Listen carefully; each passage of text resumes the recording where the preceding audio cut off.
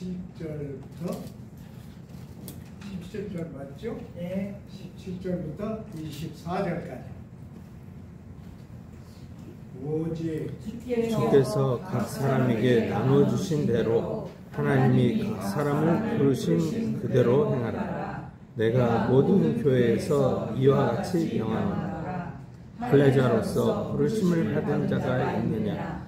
무할례자가 되지 말며, 무할례자로 부르심을 받은 자가 있느냐? 할례를 받지 말라. 할례 받는 것도 아무것도 아니요, 할례 받지 아니하는 것도 아무것도 아니로되 오직 하나님의 계명을 지킬 따름이니라.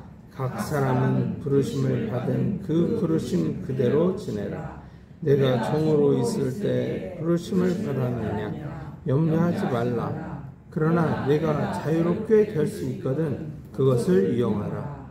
주 안에서 부르심을 받은 자는 종이라도 주께 속한 자유인이요, 또 그와 같이 자유인으로 있을 때 부르심을 받은 자는 그리스도의 종이니라. 너희는 값으로 사신 것이니 사람들의 종이 되지 말라. 형제들아, 너희는 각각 부르심을 받은 그대로 하나님과 함께 거하라. 아멘.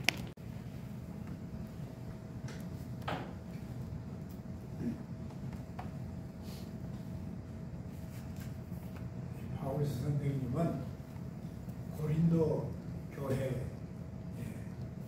이 편지를 쓰면서 여러 가지를 생각하는 것으로 이해가 됩니다. 물론 고린도 교회에서 바울스 선생님에게 여러 가지 질문을 했어요. 이러이러한 일은 어떻게 했으면 좋겠는가, 이런 질문들을 해서 그 질문을 받고 그 대답을 하면서 쓴 것이 고린도 전서입니다. 근데 아마 고린도에 보낸 편지는 3개가 있지 않았나 그렇게 짐작을 합니다.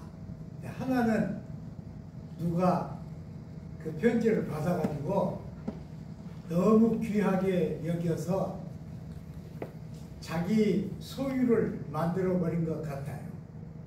그래서 그 편지는 세상에 남아있지 않습니다. 오늘 읽은 이 부분에는 부르심을 받은 그대로 행하라. 그랬는데요, 이 남미의 캐톨릭에서는 이 성경 말씀을 운명론으로 가르쳤어요. 그래서 사람마다 하나님이 이렇게 정해놓은 일생이 있는데 그 일생을 사람은 바꿀 수 없다. 그러니까 정해진 대로 살아라. 그리고 특히 남미의 이 캐톨릭은 이 부자들하고 짝이 되어가지고 가난한 사람들을, 물론 교인은 가난한 사람이 엄청 많았지만은 가난한 사람들을 별로 그렇게 소중히 여기지 않았습니다. 그래서 이 세상 삶은 다 헛것이니까 잘 참고 지내고, 그리고 하나님 나라에 가서 하나님이 이 모든 것을 보상해 주시고 영원한 영광을 누리게 되기를 바라라. 그렇게 늘 가르쳤죠. 그러나 실제로 이 말씀은 그런 운명론은 아닙니다. 여기 보면 나누어 주신 대로 그랬어요. 근데 여러분, 저는 제 스스로 생각할 때 좀 건방지지만은 하나님을 잘 믿는다고 생각해요. 근데 하나님이 나눠 주신 것이 아무것도 없어요. 여러분은 어떠세요? 하나님 믿고 하나님이 여러분에게 나눠 주신 것 뭐 있어요? 실제로 우리는 하나님께 받은 게 없잖아요. 부모에게 받은 건 다 있죠. 우리 몸도 그렇고 우리의 모습도 그렇고 우리 능력도 그러고 부모에 받은 건 다 있는데 하나님을 믿으면서 하나님께 받은 것은 전혀 없는 것 같아요. 그러면 뭘 말하려고 바울이 이런 글을 썼을까? 하나님이 우리에게 주신 것은 눈으로 보이는 현상이 아닙니다. 하나님이 우리에게 주신 것은 손으로 쥐어볼 수 있는 것도 아닙니다. 그러니까 하나님이 틀림없이 우리에게 뭘 주셨는데, 세상이 주지 못하는 엄청난 것을 주셨는데 우리는 모르죠. 잘 몰라요. 아마 죽음이 문전에 닥치면 그때 깨달을는지 모릅니다. 저는 아무리 생각해도 하나님이 특별히 제게 주신 게 별로 없어요. 똑같은 목사들 이렇게 보면 다른 목사보다 저에게 특별히 주신 것도 별로 없어요. 그리고 이게 좀 건방진 얘기지만은 잘 살펴보면 다른 사람들하고 똑같아요. 뭐 특수한 것이 아무것도 없어요. 그런데 왜 하나님이 주신 대로, 나누어 주신 대로 그랬을까요? 바울은 우리 사람들이 생각할 수 없는 엄청난 것을 경험했고 체득했습니다. 그래서 사람들이 보지 못하는 것, 사람들이 알지 못하는 걸 자기는 알고 있는 거예요. 저는 이쯤에 성경을 더 깊이 이렇게 연구를 하면서 깨닫는 게 상당히 있습니다. 많이 깨달아요.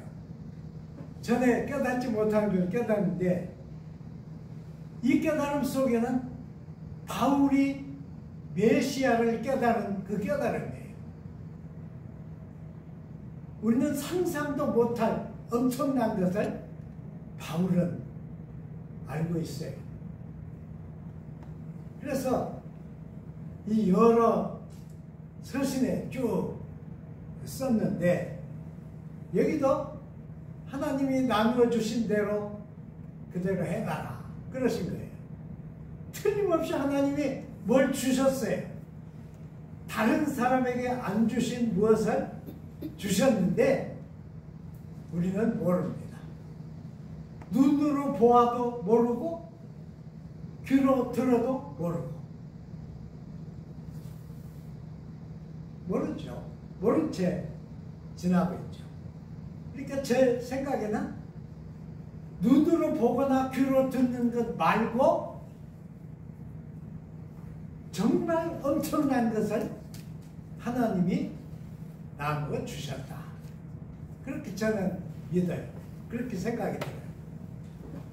그리고 만일 할례를 받았을 때 하나님께 부르심을 받았으면 그대로, 할례를 받지 않았는데 하나님께 부르심을 받았으면 그대로.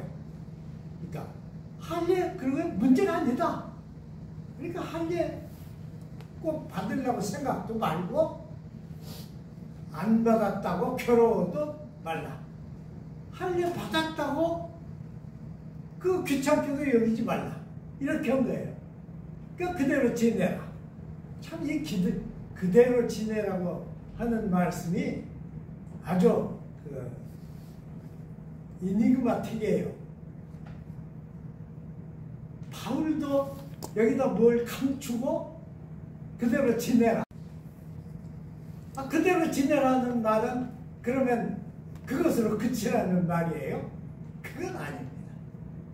저는 곰곰 생각해 보는데 이 말은 특히 그때 당시의 사회 계층, 사회 위치, 그리고 특히 그 사회에 만연한 노예 제도, 그것을 마음속에 두고 하는 말이라 그렇게 생각이 듭니다.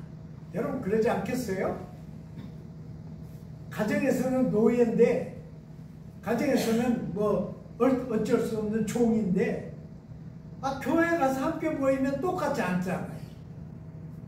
그리고 음식을 같이 먹었잖아요, 교회에서. 그러니까 그렇게 되면 예수를 열심히 믿는 신자들이 마음속에 뭐가 안 생겨요, 여러분? 신분의 변화,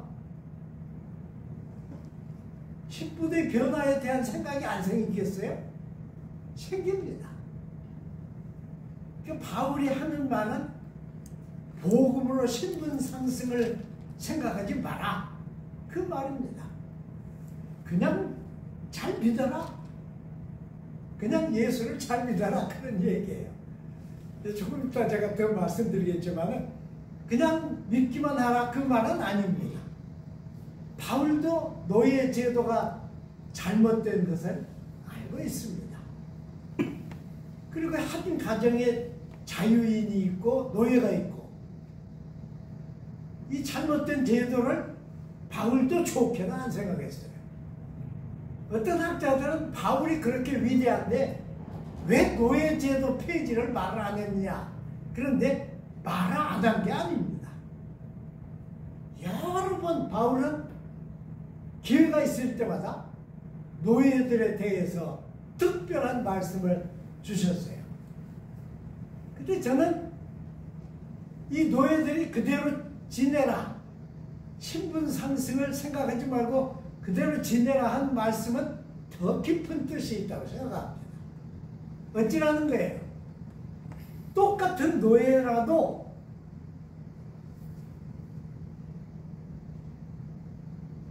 하나님이 노예인 너희들에게 주신 이 복음 속에서 새로운 노예가 되라는 거예요. 어렵죠?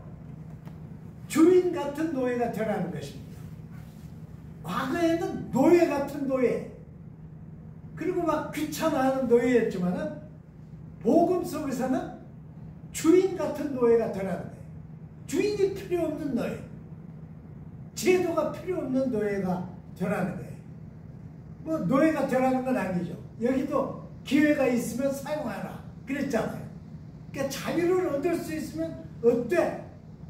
꼭 복음 속에서 당연히 신분의 변화를 얻으려고 생각지는 말아라. 그보다 더 중요한 것이 있다. 그게 뭐예요?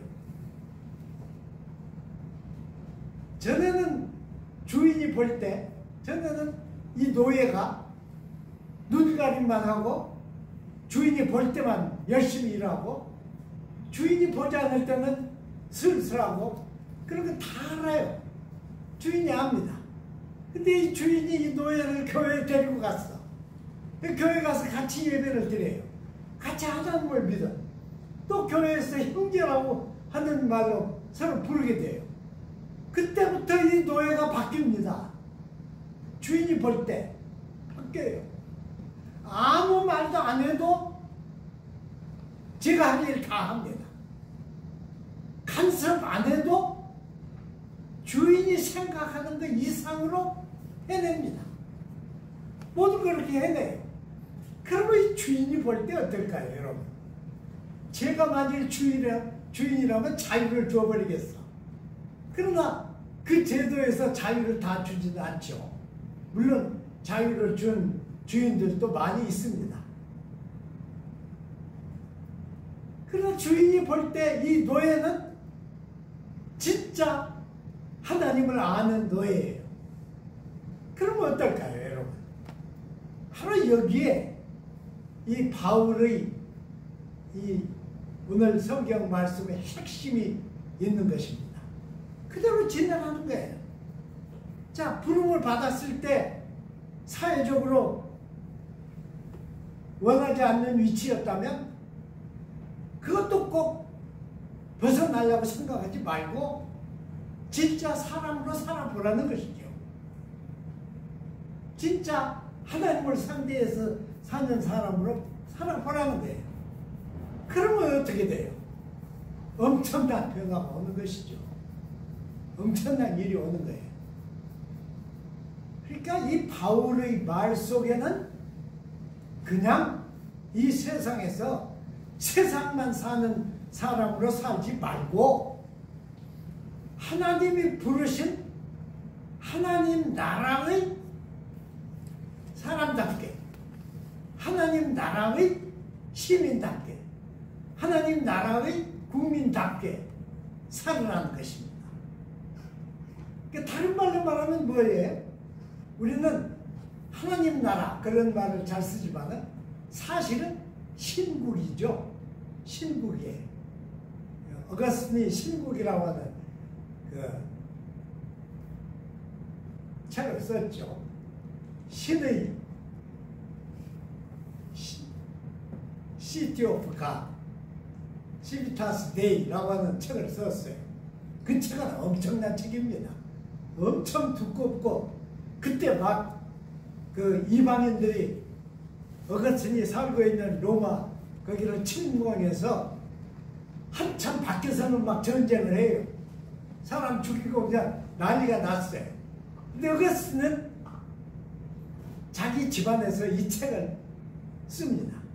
거의 마지막 부분을 쓰고 있어요. 밖에서는 전쟁 소리가 막 들려옵니다. 어거스틴은 그 책에 뭐라고 썼느냐? 하나님의 시민들은 하나님의 시티에 속하지 이 세상 시티에 속하지 않는다. 이 세상 시티는 망한다. 번연도 그렇게 말했죠. 존 번연. 세상을 뭐라고 그랬어요? 장망성이라고 그랬습니다. 장망성. 엄청난 세상이 발전하고 있는데 그걸 번연은 장망성이라고 그랬습니다. 그러니까 이렇게 세상 도시들은 바뀌는 거예요. 망하는 거예요. 세상의 권력도 없어지는 거예요. 권력자도 바뀝니다. 다 바뀌어요. 그런데 영원히 바뀌지 않는 한 가지가 있다. 그것이 곧 하나님의 도성이다. 그렇게 한 거예요. 그러니까 하나님의 도성은 눈에 보이는 도성이 아닙니다.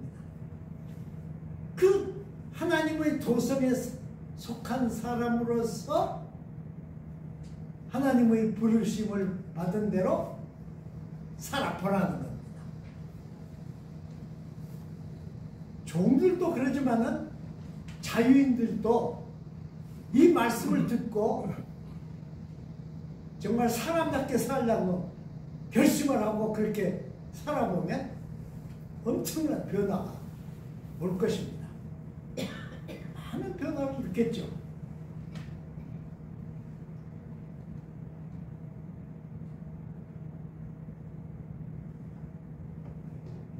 그러니까 이 도시에 사는 시민으로서만 아니라 하나님의 시민으로서, 하나님 도시의 시민으로서 신국이죠. 신국. 신국을 내 안에 갖고라는 것이에요. 내 개인의 생활 속에 하나님의 나라를 갖고라는 것입니다. 엄청난 얘기예요. 어렵죠? 어렵습니다. 사실은 우리가 세상에 사는데 세상 사는 것만 해도 어렵잖아요. 돈 버는 것만 해도 어렵잖아요. 솔직하게 얘기하면. 돈이 막 벌려요, 여러분. 돈 벌려면 얼마나 치사한 일을 많이 겪어요. 얼마나 더러운 인간들의 말을 참아야 돼요. 돈 벌려면 얼마나 꼴사나운 일을 겪어야 합니까? 그래도 돈 마음대로 못 벌잖아요. 생각대로 다 돈을 버는 사람이 어디 있어요? 모든 게 다 그래요. 우리는 아무것도 제대로 완성하지 못합니다. 그런데 바울은 그렇다면 네가 부르심을 받은 그 부르심 그 자체 안에서 신국의 시민 자격을 갖고 보라는 거예요. 만들어 보라는 것입니다.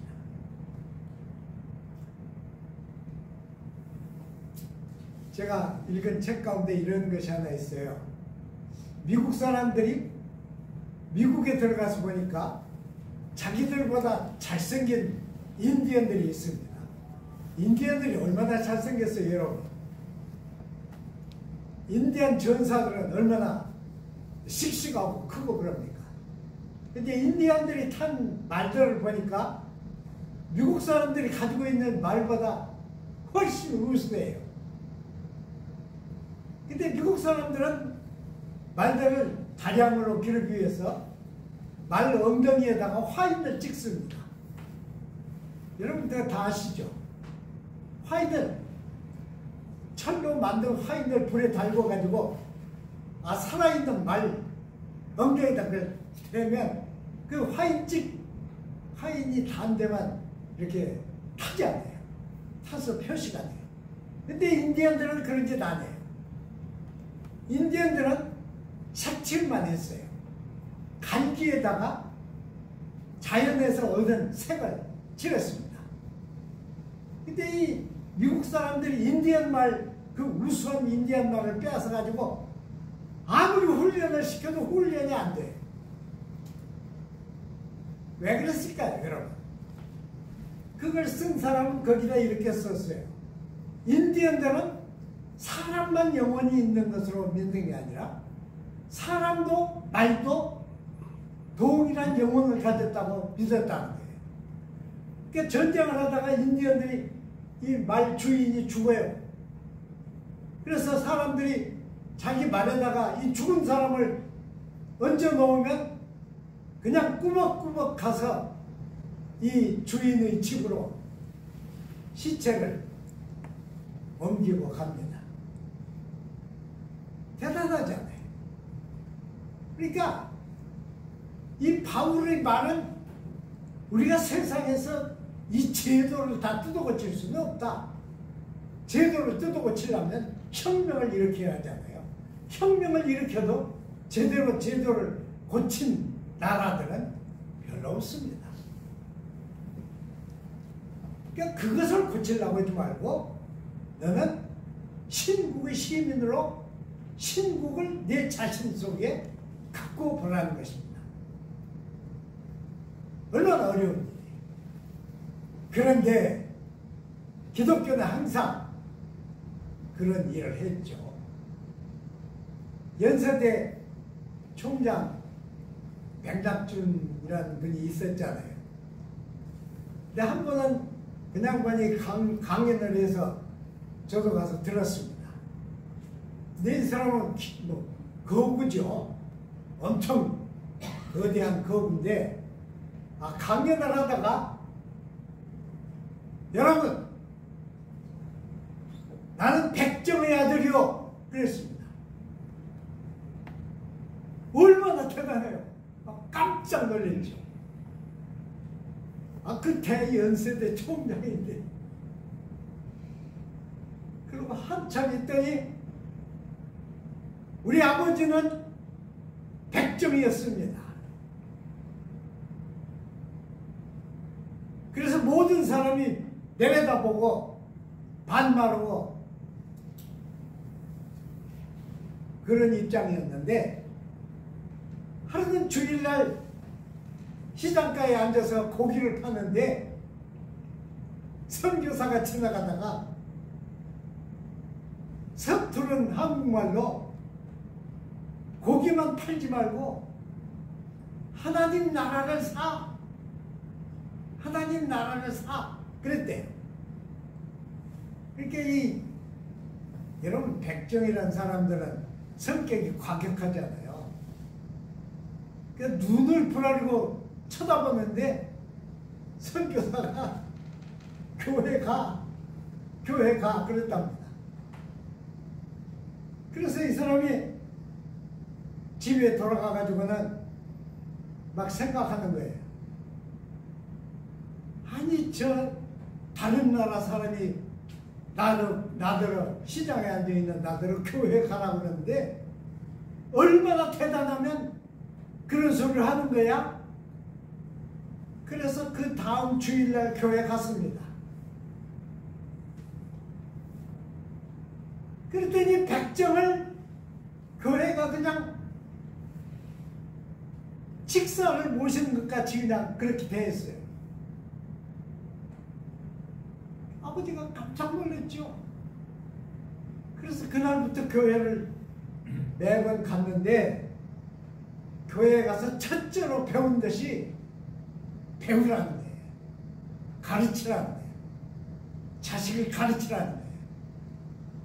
그래서 자기 아들을 가르치고 가르쳐서 그렇게 위대한 학자를 만들어낸 것입니다.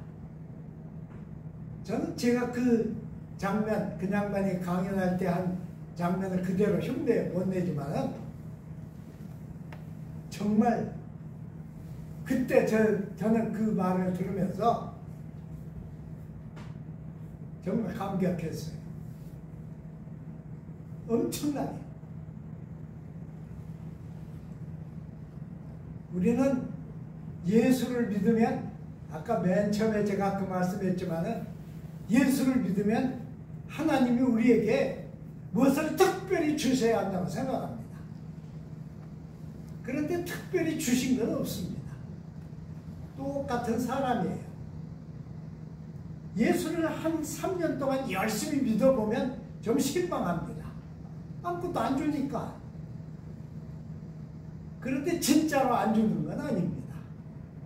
하나님이 눈에 안 보이는 것, 사람들이 눈으로 보고 가치를 재지 못하는 것을 우리에게 나누어 주십니다.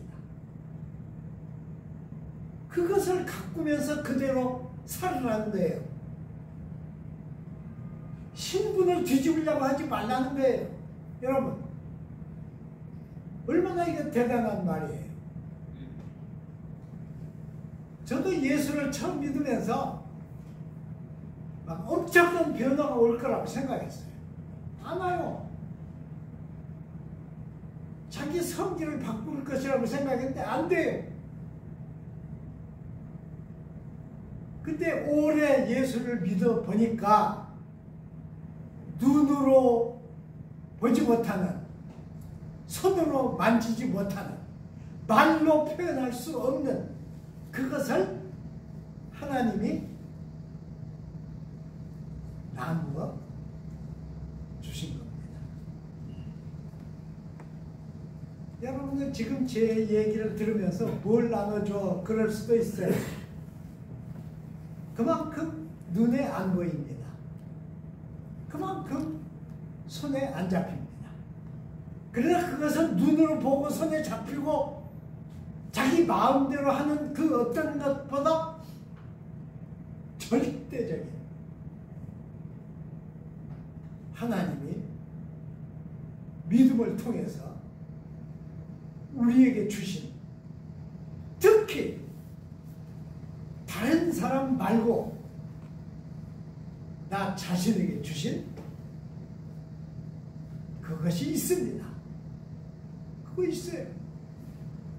모두 찾아보시면 다 있습니다. 그것을 가꾸면서 신국 시민으로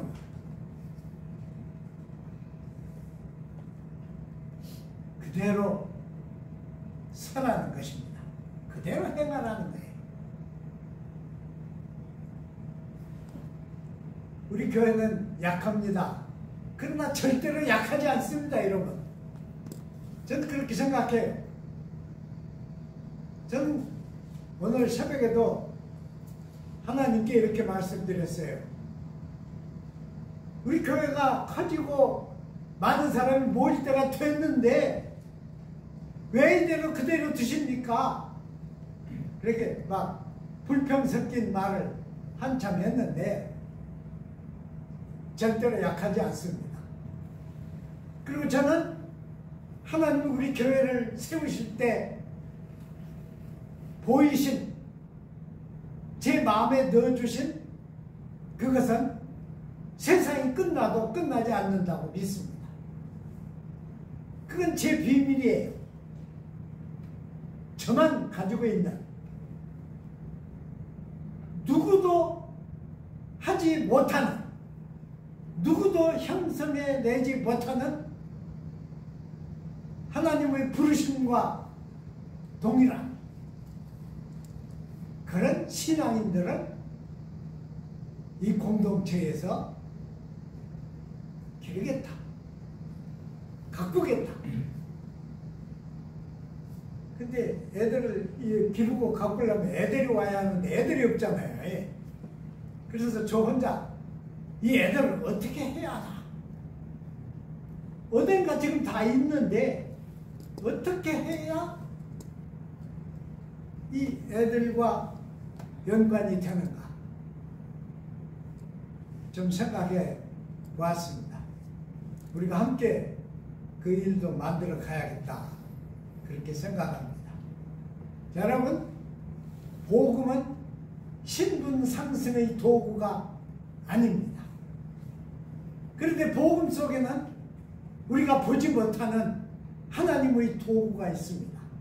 하나님만 우리에게 주실 수 있는 도구가 있어요. 그 도구를 묵히면 안 돼요. 썩히면 안 됩니다. 최선을 다해서 우리가 늙어서 생명이 다하기 전에 최선을 다하는 우리 미래교회가 됩시다. 미래교회가 되어야겠습니다. 기도하겠습니다. 하나님 아버지, 우리 교회 이렇게 어렵게 시작해서 긴 기간 동안 사회적 변동이 여러 차례 있었지만은 꿋꿋하게 붙들어 주시고 이끌어 주심을 감사드립니다. 이 교회를 세우신 하나님의 뜻이 분명히 있는 줄 믿습니다. 경성에서 우리가 한 몸, 한 마음, 한 덩어리 되어서